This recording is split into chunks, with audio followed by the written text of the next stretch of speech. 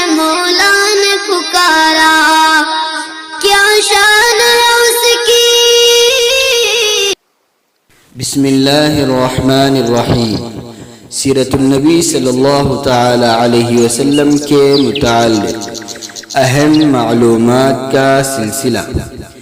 ہمارے نبی صلی اللہ علیہ وسلم مکہ والوں کے ظلم و ستم سے پریشان ہو کر نہایت ہی امید کے ساتھ طائف کا سفر فرمایا۔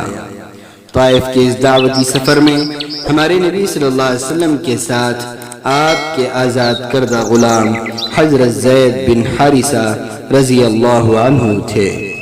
طائف والوں نے ہمارے نبی صلی اللہ علیہ وسلم کے ساتھ اچھا سلوک نہیں کیا، گالیاں دی، برا بھلا کہا اور اوباشوں کے ذریعے سے آپ پر پتھر برسائے۔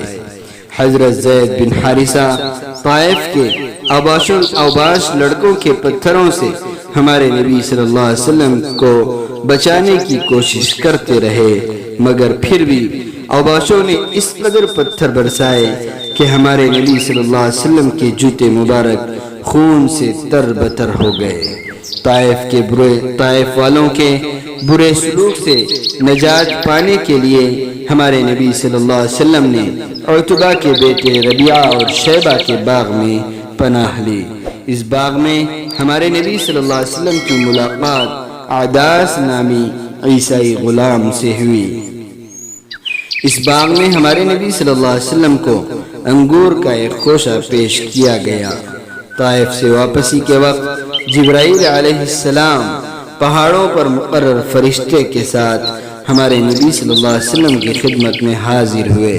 پہاڑوں پر مقرر فرشتے نے ہمارے نبی صلی اللہ علیہ وسلم کو ایک پیشکش کی، کہا اگر آپ اجازت دیں تو میں طائف والوں کو دو پہاڑوں کے درمیان کچل دوں۔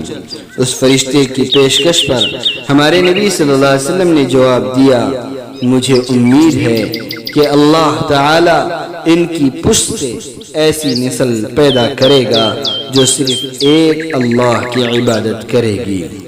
اس سفر سے واپسی کے دوران وادی نخلا میں ہمارے نبی صلی اللہ علیہ وسلم کی جنات سے پہلی بار ملاقات ہوئی۔